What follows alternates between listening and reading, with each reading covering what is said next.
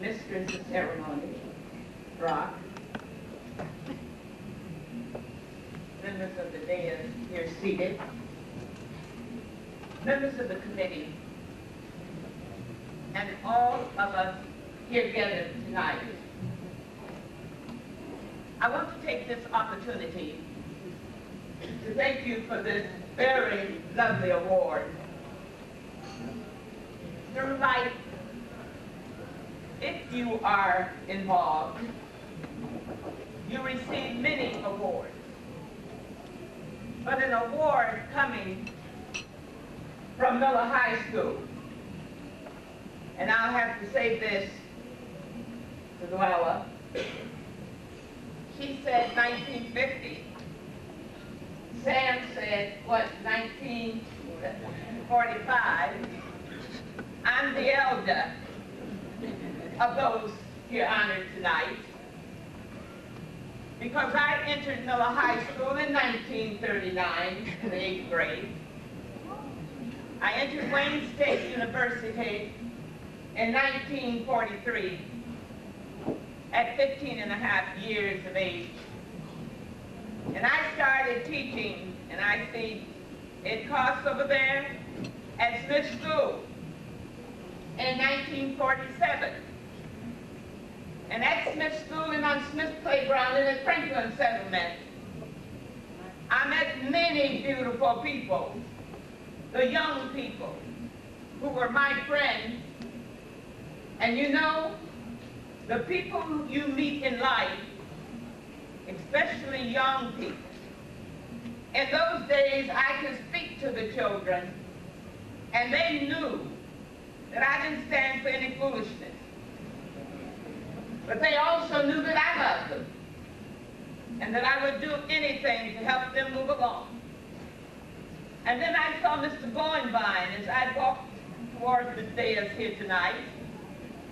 And part of what I am today, whatever it is, he helped me to be that.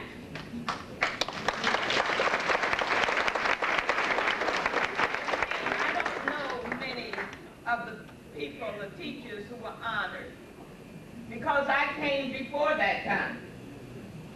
I came at a time when those of us who participated in sports, and I was a member of the Church of God and could not wear shorts, so they gave me a 9th-hour class to make me play basketball. And my father had to tussle with the members of the Church of God because I was not supposed to be out there running around in shorts. But my father said, I'd rather see her burn her energy out on the basketball floor than to use it in any other manner. I can remember in Duffield when Mrs. Cole said to my father and my mother, she's a very smart little girl, and I would like to see her go to Northern High School.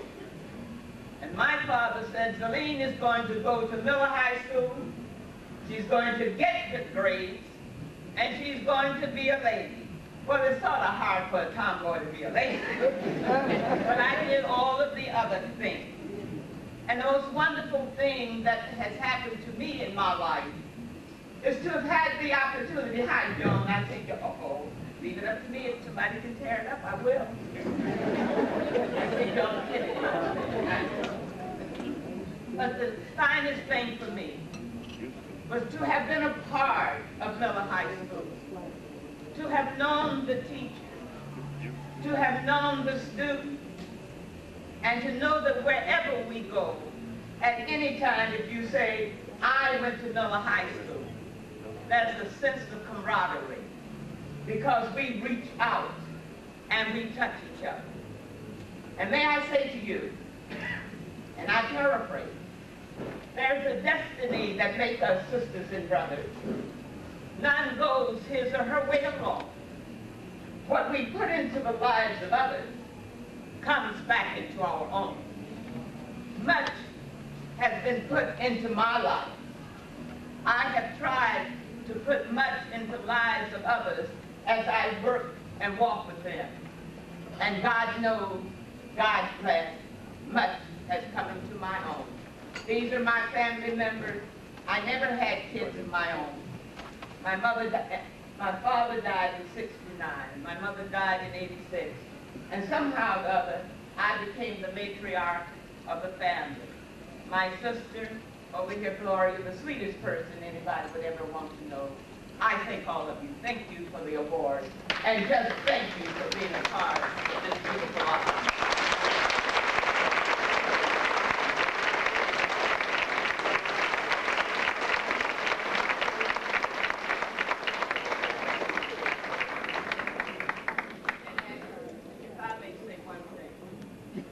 At Wayne State University, I was one of two Negro girls for 4 years.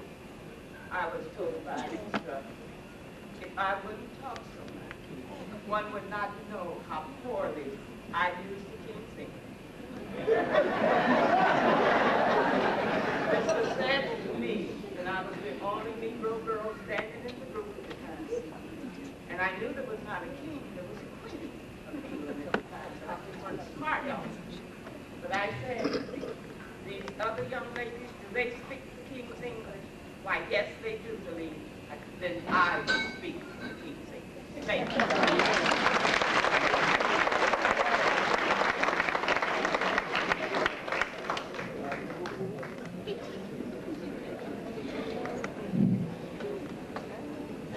Our 8th honoree graduated from Miller High School in January 1949. In fact, in my graduating class. Our honoree has been living in Seattle, Washington, in the Bellevue area since 1959. He has served as president of the Seattle branch of the NAACP for the last 24 years. He's also been a member of the National Board of Directors and is a member of the Executive Committee of the Board. He has the distinct honor of being the first at-large NAACP board member to be elected by unanimous ballot at a national convention.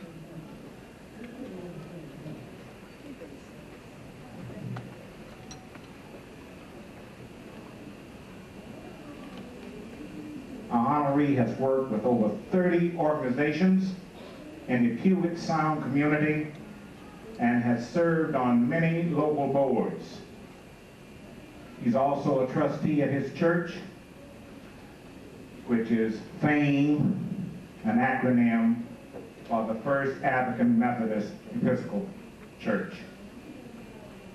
He has worked with elected officials, law enforcement officers, and appointed persons to help alleviate many of the problems plague the community. For example, drugs, police abuse, gangs, unemployment, and underemployment, to list a few.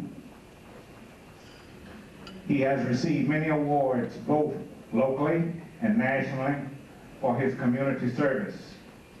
He is considered by many that know of his deeds as the expert in the field of civil rights and community issues. He's much sought after as a speaker and facilitator for workshops and seminars by churches, schools, colleges, and community organizations. He has been an employee at the Boeing Company for 37 years. He is the first African American to obtain the position of manager in the Defense and Space Group Quality Assurance. He has been married to Dorothy Johnson Steele for 44 years, and they have one daughter, Marcia Steele Heath, and one grandson, Joshua David Heath. Our honoree believes a person should give to their community any talent or expertise they possess. His motto in life is, it's better to wear out doing good than to rust out doing nothing.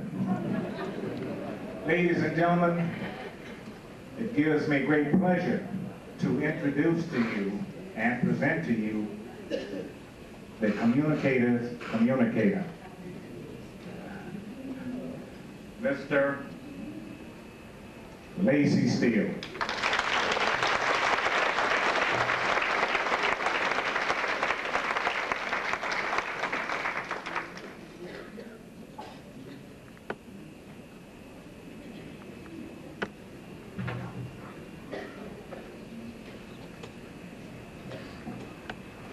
First, let me thank God for giving me a reasonable portion of health and strength to be here this evening.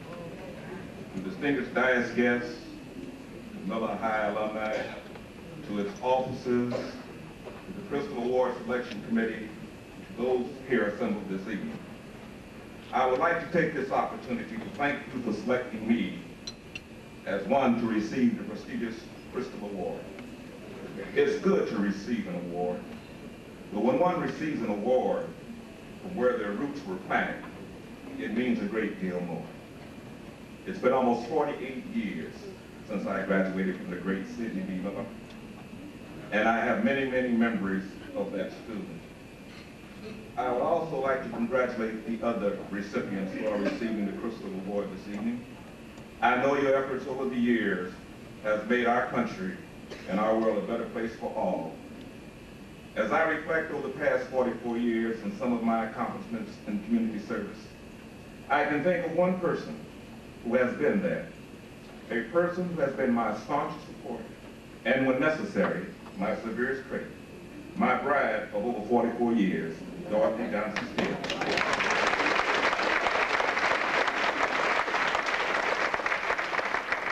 Dorothy, thanks for being there and supporting me as I spend many, many hours in the community.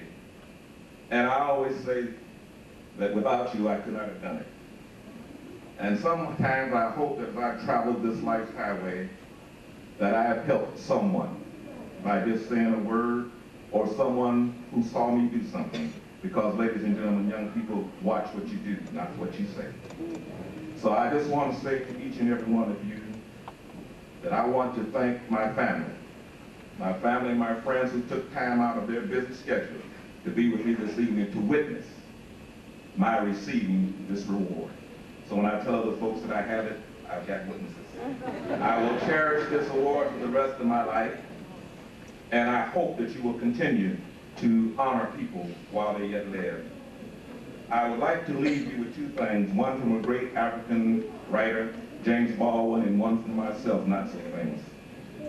Remember, not everything that is spaced can be changed, but nothing can be changed until it's spaced. That's James Baldwin. Mine, you heard earlier. I'd rather leave this world having done good than rust out doing nothing. Sitting in front of a TV is not going to get it done. We need to get out into the community, and as I said, give back to the community to some things that have been given to you. Again, thanks to Miller High alumni for giving me my flowers while I yet live.